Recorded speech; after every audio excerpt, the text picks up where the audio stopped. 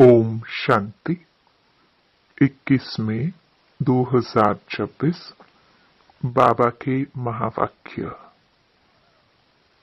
मीठे बच्चे, श्रीमत पर चलकर सबको सुख दो। आसुरी मत पर दुख देते आए, अब सुख दो, सुख लो। प्रश्न: बुद्धिमान बच्चे किस राज को समझने के कारण ऊंच पद पाने का पुरुषार्थ करते हैं? उत्तर: वे समझते हैं कि यह दुख और सुख, हार और जीत का खेल है। अभी आधा कल्प सुख का खेल चलने वाला है। वहां किसी भी प्रकार का दुख नहीं होगा। अब नई राजधानी आने वाली है। उसके लिए बाप अपना परम धाम छोड़कर हम बच्चों को पढ़ाने आए हैं। अब पुरुषार्थ कर ऊंच पद लेना ही है। गीत: बदल जाए दुनिया न बदलेंगे हम। ओम शांति। मीठे मीठे बच्चों ने अर्थ समझा। यहाँ कोई कसम खाने की दरकार नहीं है। यह तो आत्मा में समझ चाहिए। आत्मा तमो प्रधान होने के कारण बिल्कुल ही बेसमझ हो गई है। बच्चे जानते हैं हम कितने बेसमझ थे, अब कितने समझदार बने हैं। दूसरे सत्संग आदि में यह बातें होती नहीं। वह शास्त्र, रामायण आदि पढ़ते हैं। एक कान से सुना, दूसरे कान से निकल जाता है। कोई प्राप्ति नहीं। यज्ञ, तप, दान, पुण्य आदि बहुत करते हैं। धक्के खाते रहते हैं। प्राप्ति कुछ भी नहीं।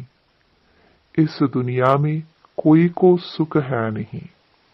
अब बाप सारी समझ देते हैं। सबको सुख शांति देने वाला एक ही बाप है। मनुष्य तो बिल्कुल ही घोर अंधियारे में है। भक्ति मार्ग वाले भी याद करते रहते हैं, हे दुख हरता सुख करता, सद्गति दाता।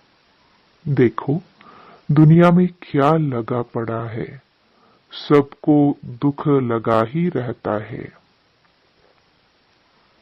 जो भी मनुष्य मात्र हैं, किसको भी यह पता नहीं है कि बाप कौन है, बाप से क्या वर्षा मिलता है।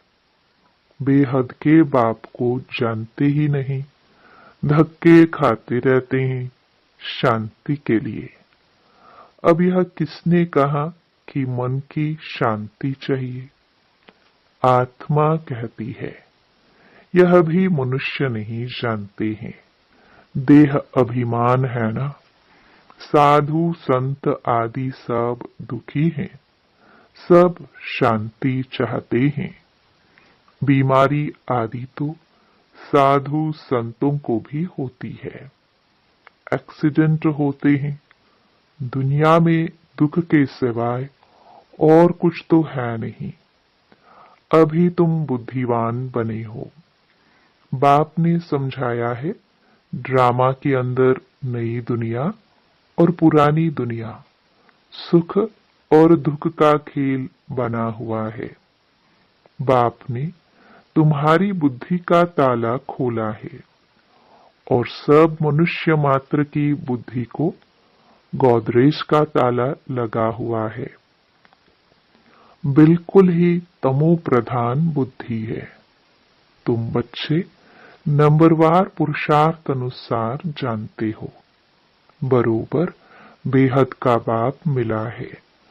वह हमको सृष्टि के आदि मध्य अंत का राज सुनाते हैं कि यह खेल कैसे बना हुआ है। जब सुख होता है तब दुख का नाम नहीं होता। तुम बच्चों की बुद्धि में है कि हम बाप से सुख, शांति, संपत्ति का वर्षा ले रहे हैं। सतयुग से लेकर त्रेता अंत तक कोई दुख नहीं होगा। अब तुम रोशनी में हो, तुम पुरुषार्थ कर रहे हो अपनी राजधानी में एक दो से ऊंच पद पाए। यह स्कूल है बेहद का।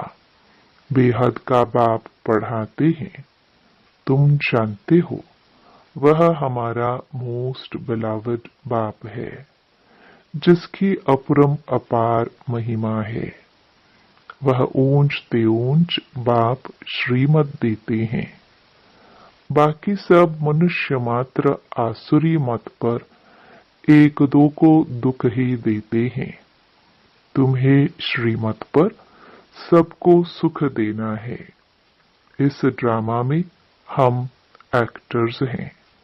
यह कोई भी नहीं जानते।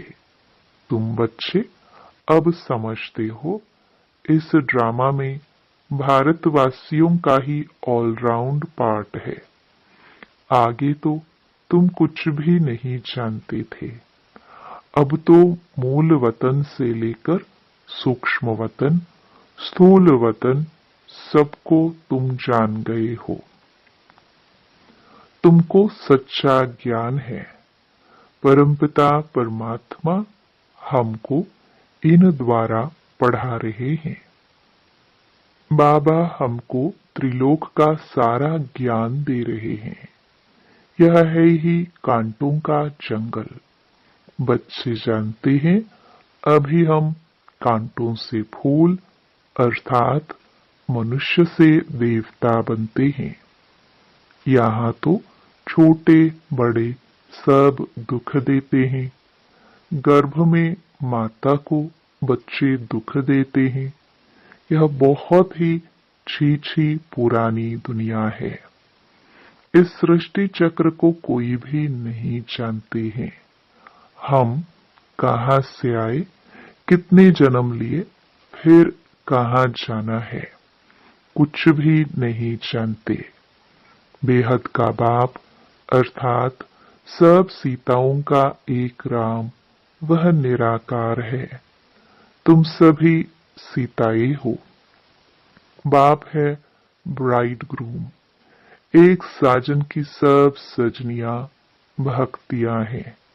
जो भी सीताएं हैं सब रावण की जेल में फंस शोक वाटिका में आ गई है। सारी दुनिया के सब मनुष्य मात्र एक भगवान को याद करते हैं। भक्तों का रक्षक भगवान को कहते हैं। तुम सब अभी ब्रह्मा मुख वंशावली ब्राह्मण हो।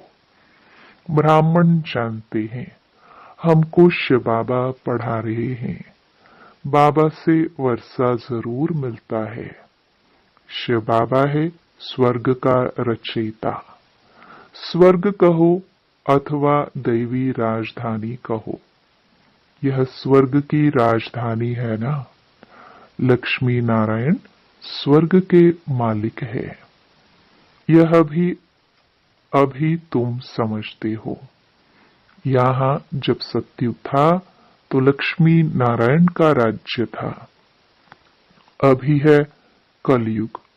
मनुष्य तो बेचारे घोर अंधियारे में होने के कारण कुछ नहीं जानते कि अभी कलयुग का अंत है। विनाश सामने खड़ा है। तुम सब सीताओं का सद्गति दाता एक राम है।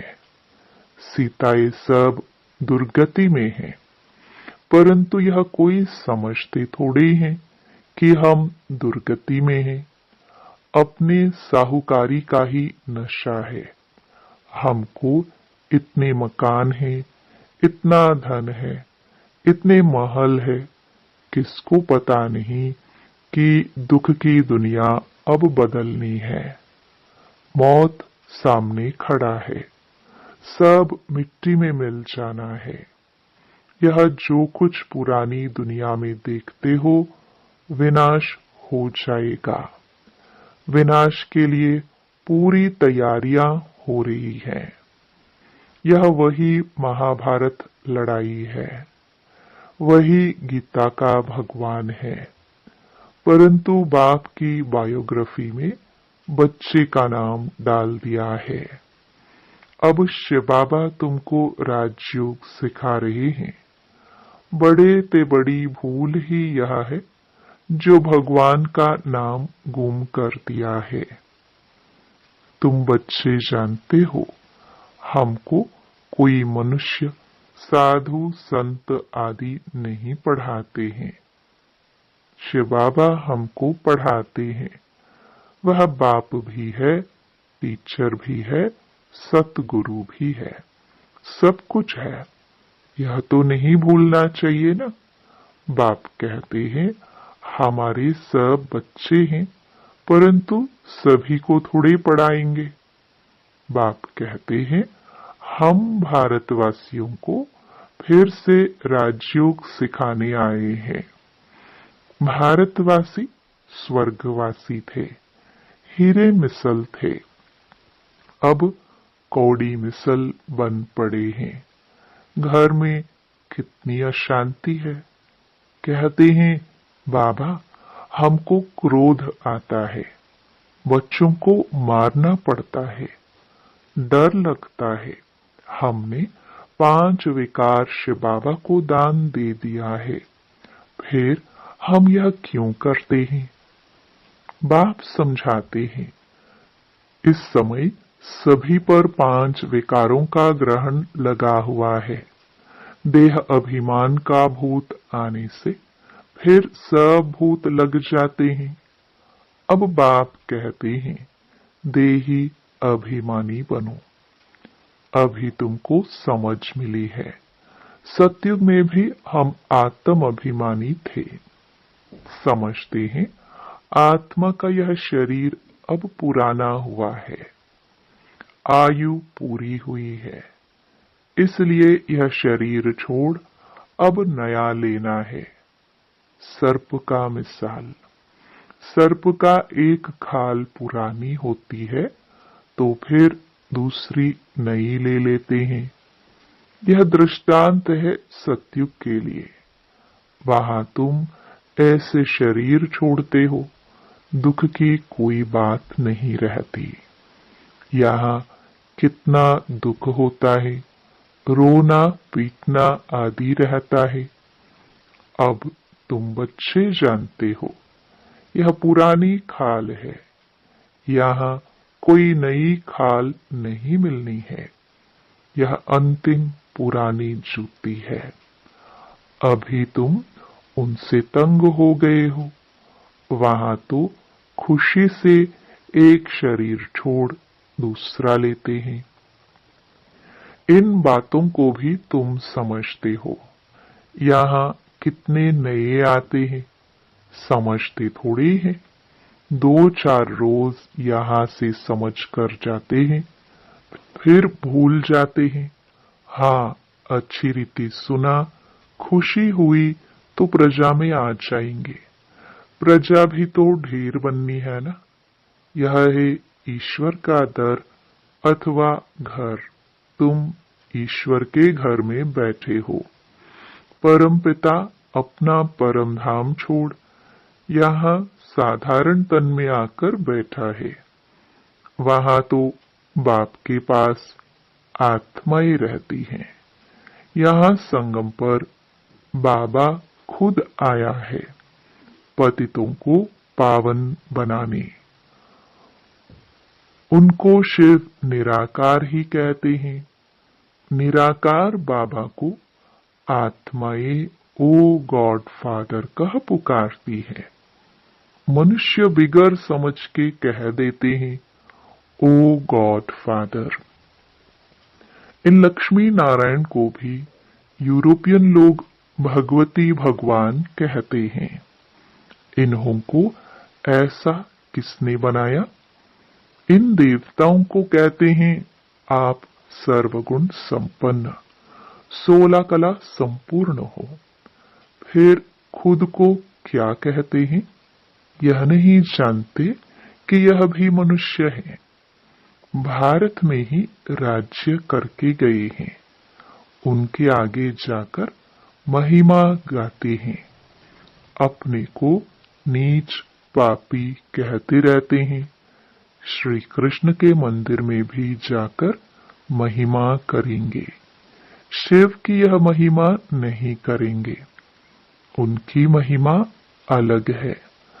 अक्सर करके शिव के पास जाते हैं तो कहते हैं भर दो झोली।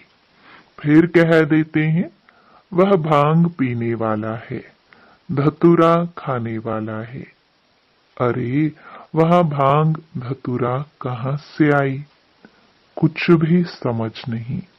मांगते रहते हैं पति चाहिए, ये चाहिए। दीपमाला पर भी लक्ष्मी का आह्वान करते हैं। वह है कौन, यह किसको भी पता नहीं। 8-10 बुझाइए कभी होती है क्या?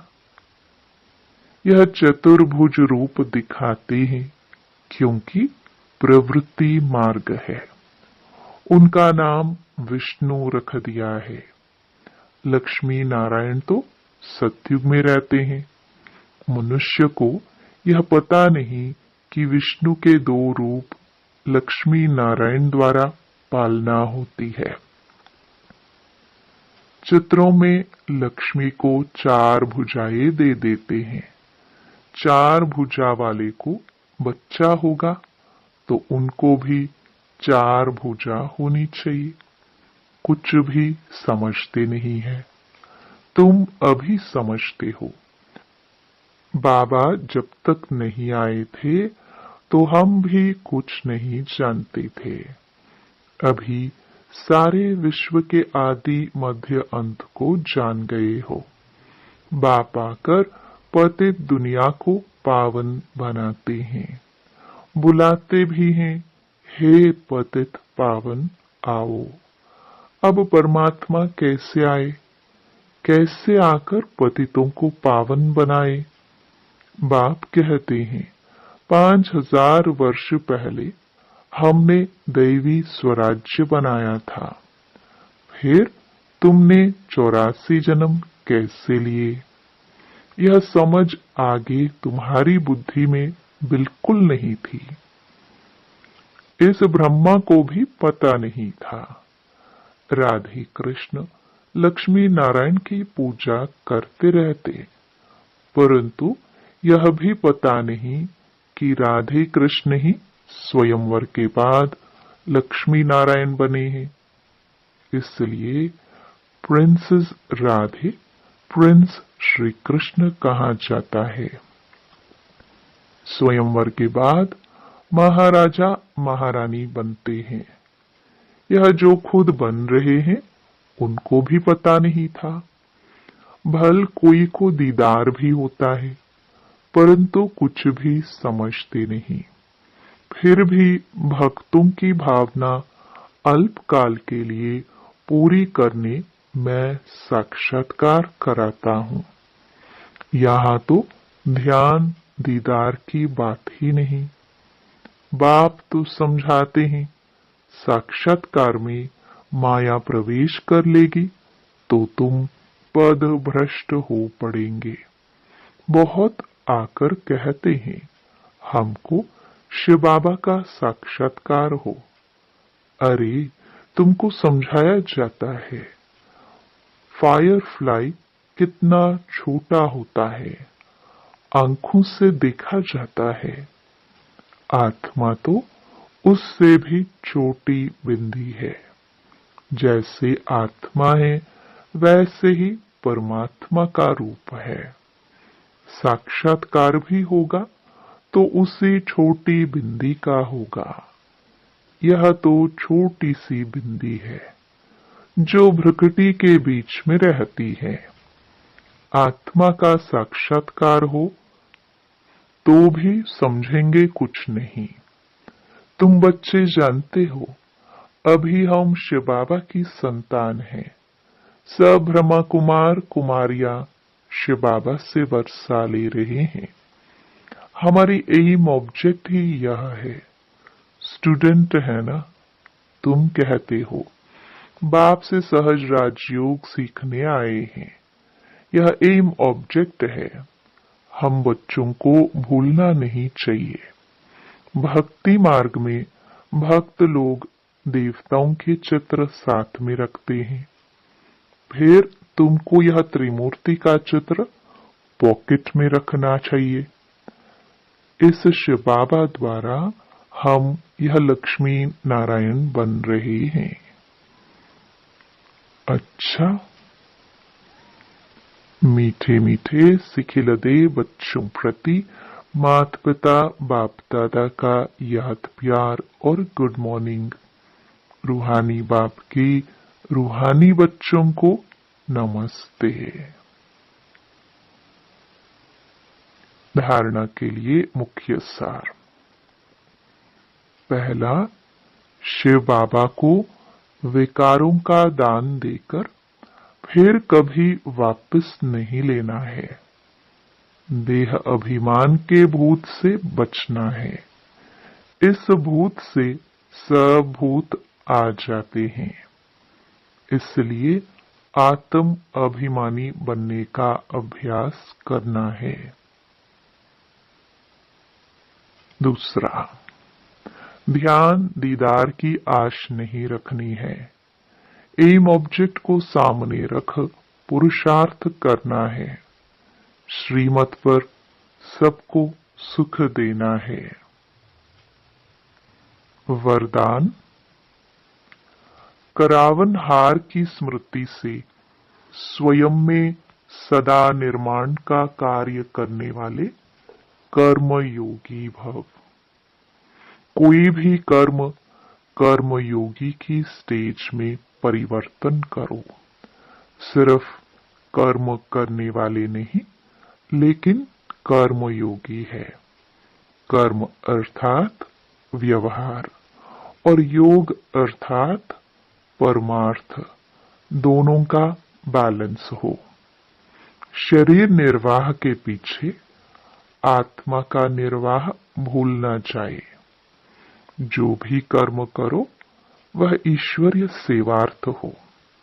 इसके लिए सेवाओं में निमित्त मात्र का मंत्र व करणहार की स्मृति का संकल्प सदा याद रहे। करावनहार भूले नहीं तो सेवा में निर्माण ही निर्माण करते रहेंगे। स्लोगन,